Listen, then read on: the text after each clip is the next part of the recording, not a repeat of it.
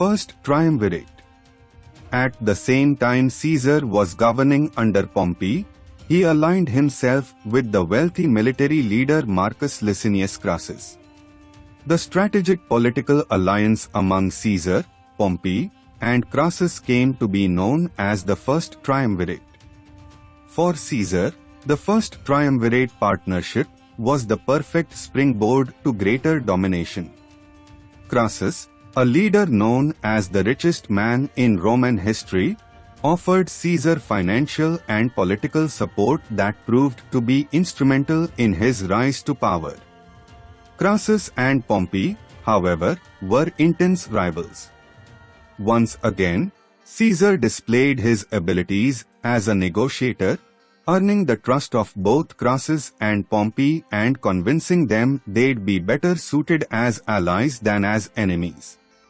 Early rule and Gallic Wars. In a controversial move, Caesar tried to pay off Pompey's soldiers by granting them public lands. Caesar hired some of Pompey's soldiers to stage a riot. In the midst of all the chaos, he got his way. Not long after, Caesar secured the governorship of Gaul, modern-day France and Belgium. This allowed him to build a bigger military and begin the kind of campaigns that would cement his status as one of Rome's all-time great leaders. Between 58 and 50 BCE, Caesar conquered the rest of Gaul up to the river Rhine. As he expanded his reach, Caesar was ruthless with his enemies. In one instance he waited until his opponent's water supply had dried up, then ordered the hands of all the remaining survivors be cut off.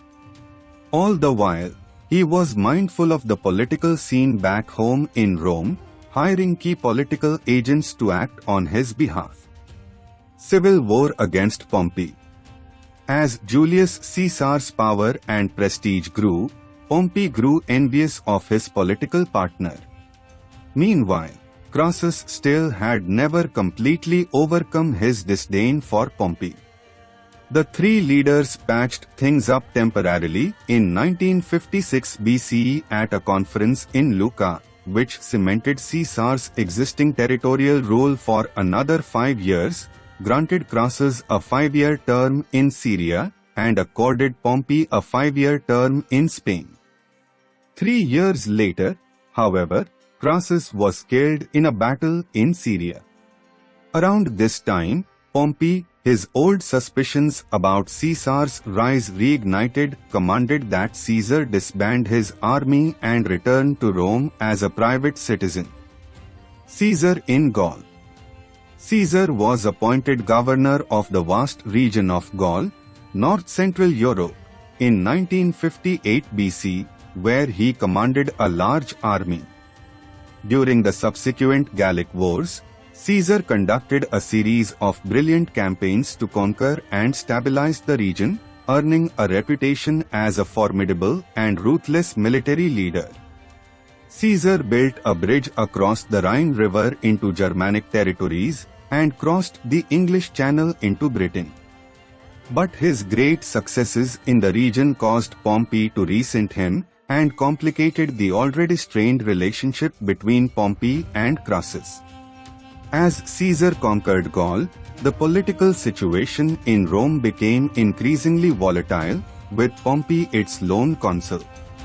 After the deaths of Pompey's wife and Caesar's daughter, Julia in 1954 BC and Crassus in 1953 BC, Pompey aligned with Caesar's opponents and ordered him to give up his army and return to Rome.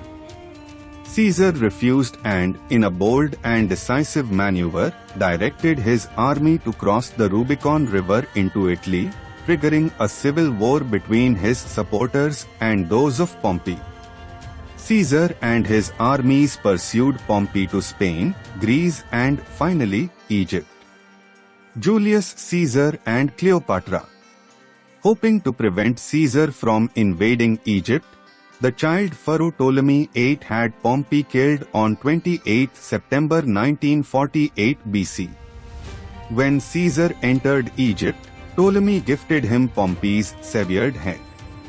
Caesar soon found himself in the middle of a civil war between Ptolemy and his Egyptian corregent Cleopatra. Caesar became her lover and partnered with her to overthrow Ptolemy and make her ruler of Egypt. The pair never married, but their long-term affair produced a son, Ptolemy 15 Caesar, known as Caesarian. Dictatorship. Upon his triumphant return to Rome, Caesar was hailed as the father of his country and made dictator for life.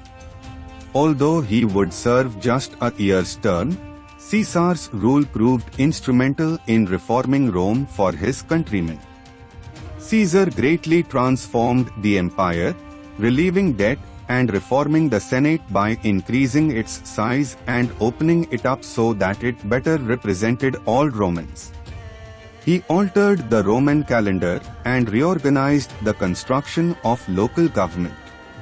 Caesar also resurrected two city-states, Carthage and Corinth, which had been destroyed by his predecessors. And he granted citizenship to a number of foreigners. A benevolent victor, Caesar even invited some of his defeated rivals to join him in the government. At the same time, Caesar was also careful to solidify his power and rule. He stuffed the Senate with allies and required it to grant him honors and titles. He spoke first at assembly.